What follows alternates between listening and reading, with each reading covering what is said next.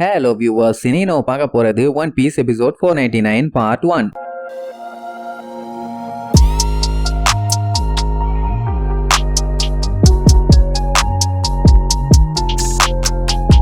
Open பண்ணா நம்ம இயேசுவும் சாபாவும் காட்டுக்குள்ள விழுந்தடிச்சு திபுன்னு ஓடிட்டு இருக்கானுங்க. என்னடான்னு பார்த்தா அவனுல அந்த பெரிய சைஸ் டைகர் விரட்டிட்டு வருது. யாரு கேப்டன் முடிவு பண்றதுக்காக பயலுக மறுபடியும் அது கூட சண்டைக்கு இறங்கிட்டானுங்க. அதுலயும் வழக்கம் போல ஸ்டார்டிங்ல அடிச்சது யாருன்னா ஏஸ் தான். பாஞ்சு போய் அவன் கையில வச்சிருந்த அந்த இரும்பு பைப்பை வச்சு ஒரே அடி. அந்த புலிக்கு டேமேஜ் ஆகும்னு பார்த்தா பைப்பு ரெண்டா பிச்சுக்கிச்சு. அது கேஷுவலா அவனை சப்புன்னு ஒரு அடி வச்சிருக்கும், தெரிச்சிருப்பான். ஏசாச்சும் பரவாயில்ல, ஒரு இரும்பு பைப்பை வச்சு அடிச்சான். ஆனா நம்ம சாபா என்ன தெரியுமா பண்ணிருப்பான், மூளையை யூஸ் பண்றாங்கிற பேர்ல ஒரு மூங்கில் மரத்தை இழுத்து கெட்டி வச்சு அதை கட் பண்ணி விடுவான். சத்துன்னு போய் அது மேல அடிக்கும். இரும்பு பைப்பே வேலைக்கு ஆகலையாமா. மூங்கில் மரம் மட்டும் என்ன ஆகும், அதுவும் அடிச்சு பிச்சுக்கிட்டு போயிருக்கும். சோ இப்படி ரெண்டு பேருமே அதுகிட்ட சேட்டை பண்ணி எப்படியா அடிச்சு புடிச்சு தப்பிச்சிருவானுங்க. கட் பண்ணா நீங்க சாயந்தரம் ஆகுது. அந்த புலிய ஒண்ணும் பண்ண முடியல. நம்ம சாபோ தான் பயங்கரமா பிளான் பண்ணுவான். பேசாம பாய்சன் மஷ்ரூமை வச்சு அதை மட்டும் பண்ணிடலான்னு. என்னதான் அது பெரிய சைஸ்ல இருந்தாலும் அதுவும் கேட் ஃபேமிலி தானே, அதுக்கு வேணா கேட் நீப்பா வைக்கலாம்னு சொல்லி அவன் பாட்டுக்கு பேசிட்டு வருவான். ஏஸ் எதையுமே கண்டுக்காம செம்ம காலில் வந்துட்டு இருப்பான். அப்புறம் சாபோ இருந்துகிட்டு லூஃபிக்கு என்னாச்சு ஏதுன்னு தெரியலன்னு சொல்லி கேட்பான். என்னன்னா இப்ப இவங்க ஒன்னா இல்ல, அதான் பிரிஞ்சுட்டானே இல்ல,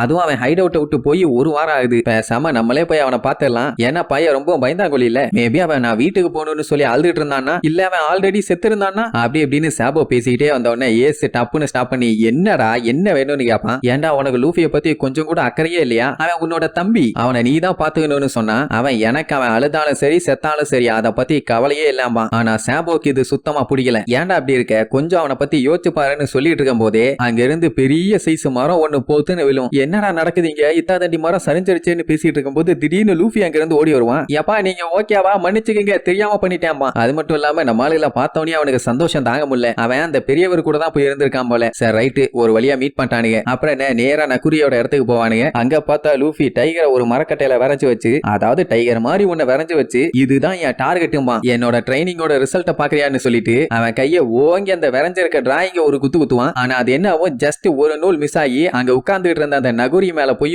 ஒரே அடி அப்படியே திருச்சடிச்சு விழுவாரு. சாபோ இருந்துட்டு சூப்பர்ப்பா, ஒரு வாரத்துக்குள்ளேயே இவ்வளவு டெவலப் ஆயிட்டியான்னு பாராட்டி தள்ளுவான். நகுரிக்கு காண்டாயிரும். கொய்யால சும்மா உட்கார்ந்துட்டு இருக்கவனை அட்டாக் பண்ற, வந்தேன்னா தூக்கி போட்டு மீச்சிருவான் பாரா. ஏஸ் பார்த்துட்டு ஆமா அவனுக்கு அப்படி நீங்க என்ன டிப்ஸ் கொடுத்தீங்க, எப்படி இம்ப்ரூவ் ஆகுன்னு கேட்பான். அவரு பெருசாலாம் எதுவும் பண்ண சொல்லல, டெய்லி ஆக்ஸ வச்சு மரத்தை விட்டு விட்டாராமா, அவ்வளவுதான். என்னன்னா அவன் பாடி பிசிக் கொஞ்சம் இம்ப்ரூவ் ஆகல, அதுக்காக உடனே ஏஸ் அவர் சொன்ன விஷயத்த யோசிச்சு பார்ப்பான். அதான் கிங் ஆஃப் த பைரட் கூட சண்டை போட நகுரி சேலஞ்ச் பண்ணி அதுக்கப்புறம் தோத்துதான் இந்த நிலைமைக்கு வந்துட்டேனாரு. அத சொல்லி எனக்கு தெரியும் உங்களுக்குமே அவரை பிடிக்காதானேமா, ஆனா அவர் என்ன சொல்லுவாரு, நான் தோத்ததுக்காண்டி எனக்கு கஷ்டமா தான் இருக்குது. ஏன்னா அவர் என்னை விட பயங்கர ஸ்ட்ராங், ஆனா அதுக்காண்டி நான் ஒன்னும் வருத்தப்படல, அவரு கூட சண்டை போட்டது எனக்கு பெருமைதான்னு சொல்லுவாரு. ஏசுக்கு ஒன்னும் புரியல. உன்னை தோக்கடிச்சவரை பார்த்து பெருமையா இருக்குங்கிற லூசானின்னு கேட்பான். ஆக்சுவலா என்ன இருக்கும்னா இவங்க குரோ ரோஜர் கூட சண்டை போட்டுருக்காங்க. அந்த சண்டையில இவங்க கப்பல் எல்லாம் காலி. இந்த மாதிரி சண்டை எல்லாம் நடந்துச்சுன்னா ஜெயிச்ச பைரட் குரூப் இன்னொரு பைரட் குரூப்பை கம்ப்ளீட்டா காலி பண்ணிடுவானுங்க. ஏன்னா அவ்வளவு கொடூரமா தான் இருப்பானுங்க பைரட்ஸ்னாலே. இந்த நக்குரி என்ன பண்ணிருப்பாரு, ரோஜரோட கால்ல விழுந்து என்னோட தலைய வேணா எடுத்துக்கங்க, ஆனா என்னோட க்ரூ மெம்பர்ஸை விட்டுருங்க அப்படின்னு பயங்கரமா கெஞ்சி இருப்பாரு. ஆனா ரோஜர் அதெல்லாம் எதுவுமே பண்ணல, அவர் பாட்டு கிளம்பிட்டாரு. ஏன்னா அவருக்கு அதுல எல்லாம் சுத்தமா இன்ட்ரெஸ்டே இல்ல. அதனாலேயே அவரை பாராட்டி தள்ளுவான். பட் ஏசு காண்டாயி கத்துவான், என்னையா பேசுற லூசு மாதிரி, பொய் சொல்லாத, அவரை வெறுக்கிறவங்க கோடி கணக்குல இருக்காங்க, நான் எக்கச்சக்க வேற பாத்துட்டேன்பா. நக்குரி கேட்ட ஒரே வார்த்தை, பேசுறவனுங்க எல்லாம் ரோஜர் கூட சண்டை போட்டிருக்கானுங்களா அப்படின்னு அவனுக்கு பேச தகுதியே இல்லாம பாரு. அதாவது பைரட் வேர்ல்ட பொறுத்த வரைக்கும் ஒருத்தங்க சண்டையில தோத்துட்டாங்கன்னா அவங்கள கண்டிப்பா கொன்றுவாங்க. ஆனா இன்னும் இவர் உயிரோட இருக்காருன்னா அதுக்கு காரணமே அவரு தான். பேசுறவனுக்கு 1000 பேசிட்டு தான் இருப்பானுங்க, அவனுக்கு எல்லாம் அவரை பார்த்து பொறாமைங்கிற மாதிரி சொல்லுவான். சரி இப்போ ரோஜருக்கு பையன் ஒருத்தர் இருந்தானா அவனை என்ன பண்ணலான்னு கேட்பான். அவருக்கு பையனா இருக்கிறதெல்லாம் ரொம்ப ரொம்ப கஷ்டம் தம்பிம்பாரு. ஏன்னா அவன் நார்மல் லைஃப் வாழணும்னு ஆசைப்பட்டாலும் பைரட்டா வாழணும்னு ஆசைப்பட்டாலும் அவனை மக்கள் கண்டிப்பா சும்மா விடவே மாட்டாங்க, கண்டிப்பா நோண்டிக்கிட்டே தான் இருப்பாங்க. நான் மட்டும் அவரோட பையனா இருந்தா கண்டிப்பா பைரட் ஆகவே மாட்டேன், ஏன்னா அப்பாவோட பேரு பையனோட பேரை கம்ப்ளீட்டா அழிச்சிரும் அப்படின்னு சொன்ன உடனே அவனுக்கு காண்டாயிரும். ஏது பையனோட வாழ்க்கை நாசமா போயிருமா, என்னையா லூசு மாதிரி பேசிட்டு இருக்க, உனக்கெல்லாம் ஒன்னும் தெரியாது,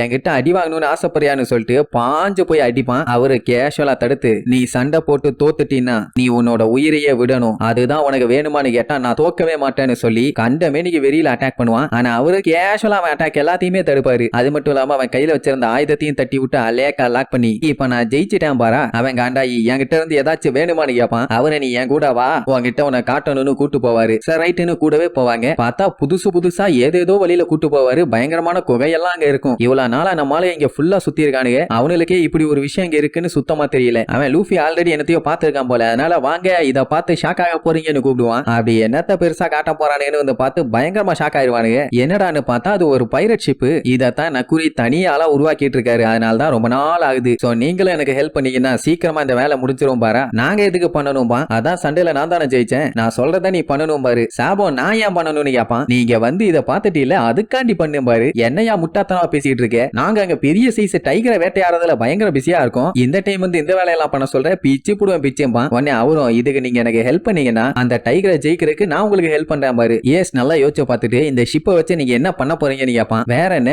இதை எடுத்துட்டு நேரா கடல்ல போய் ஸ்பிளிட் ஆகி போன இவங்க க்ரூ மெம்பர்ஸ் எல்லாத்தையுமே ஒண்ணு சேர்த்த போறாராமா. இது இந்த ஷிப்ல இந்த வயசுலயான்னு கேட்பானுங்க. ஏன் எனக்கு வயசாயிருச்சு என்னால பண்ண முடியாது நினைக்கிறீங்களான்னு கேட்பாரா? ஆனா அப்படியெல்லாம் இல்லையா, பட் இருந்தாலும் இழுப்பானுங்க. நம்ம லட்சியத்தை சாதிக்க எவ்வளவு வயசானாலும் சரி அந்த வயசு ஒரு தடையே இல்ல. நம்ம சாதிக்கிறது தான் முக்கியம். யார் என்ன சொன்னாலும் அதை பத்தி எனக்கு கவலை இல்ல. நான் மறுபடியும் கடலுக்கு போய் என் ஃப்ரெண்ட்ஸ் எல்லாம் பார்க்க போறேன். நான் முடிவு பண்ணிட்டேன். உங்களுக்கு ஏதாச்சும் பஞ்சாயத்தானி கேட்பாரு. இல்லவே இல்ல. வயசானாலும் உங்ககிட்ட ஃபுல் எனர்ஜி இருக்கியான்னு சாபோலாம் பாராட்டி தள்ளுவான். ஏன் அவன் பாட்டு கண்டுக்காம போவானா? ஐயோ பைய கிளம்பிட்டா போலான்னு பார்த்தா அவருக்கு நான் ஹெல்ப் பண்ண போறேன்ட்டு கிளம்பிடுவான். அது மட்டும் இல்லாம நாளைக்கு மறுபடியும் சண்டையை போட்டு அவரை ஜெயிக்க போறானாமா. சரி இப்போதைக்கு வேலையை பார்த்து தானே ஆகணும். ஒரு பைரட்டுக்கு என்னென்னலாம் தேவையோ அதை நக்குரி நல்லா தெளிவா சொல்லி கொடுப்பாரு. சொல்ல போனா இது ஒரு பயங்கரமான ட்ரைனிங் தான். அது மட்டும் இல்லாம இவனுக்கு நக்குரி கூட சண்டை போட்டு அவனுக்கு ஸ்கில்ஸ் எல்லாத்தையுமே பயங்கரமா டெவலப் பண்ண ஆரம்பிச்சானுங்க. பிசிக்கலாவும் சரி மென்டலாவும் சரி. சொல்ல போனா என்ஜாய்மெண்ட் பிராக்டிஸ்னு எல்லாமே வேற லெவல்ல இருக்கும். சோ இப்படியே ஒவ்வொரு நாளும் நல்லபடியா எந்த ஒரு பஞ்சாயத்தும் இல்லாம சூப்பரா போயிட்டு இருக்கும். அந்த டைம் ஏசும் சாபவும் நான் வின் பண்ணுவேன் மாத்தி மாத்தி சண்டை போட்டுட்டு இருப்பானுங்களா. இடையில அந்த லூஃபி வந்து நான் தான் வின் பண்ணுவேன்னு ஓங்கி ஒரு குத்து ஊத்துவான். கரெக்டா சாபோ கிட்ட போய் ஏசு கிட்ட திரும்பி நேரா நக்குரி மூஞ்சல போய் ஒரு குத்து. மனுஷன் தெரிச்சிருவாரு. எங்க இருந்தாலும் அவரை மட்டும் கரெக்டா மண்டைய உடைச்சிடறான். ஏன்டா வீணா போனவனே என்னைய மட்டும் தான் அடிப்பியாடான்னு சொல்லி அவரு கதறிட்டு கிடப்பாரு. அதுக்கப்புறம் தான் அவருக்கு ஒரு மேட்டரே புரியுது. இவனுக்கு எல்லாம் ஸ்ட்ராங் ஆகணும்னு அதை பத்தி மட்டும் தான் யோசிக்கிறானுங்க. ஆனா அது மட்டும் போதும்னு நினைக்கிறீங்களான்னு கேட்டா வேற என்ன வேணும்? ஒரு கேப்டனா இருக்க ஸ்ட்ராங்கா இருந்தா போதாதா? அதுக்காக தான் நாங்க அந்த டைகரையே போட்டு பொளக்க போறோம். அட கண்ணுகளா, கேப்டனா இருக்கிறவன் கண்டிப்பா ஸ்ட்ராங்கா தான் இருக்கணும். ஆனா அதை விட முக்கியமான ஒரு விஷயம் இருக்குதுன்னு சொன்னோன்னே நம்ம பையலுக்கு ஒரே ஆர்வம். அப்படி என்ன விஷயம்னு உடனே அவரும் அது என்னவென்றால்னு ஆரம்பிச்சு ஐயோ எனக்கு மறந்து போச்சு பாரு கொய்யால இந்த கிழட்டு மாங்கா இப்படியே ஏமாத்திட்டு இருக்காயான்னு கத்திட்டு கிடப்பாங்க. அப்ப ஏஸ் மட்டும் பயங்கர தீவிரமா எதையோ ஒண்ணு யோசிக்கிறதோட இந்த எபிசோடுக்கு எண்டு கார்டு போட்டு முடிக்கிறாங்க.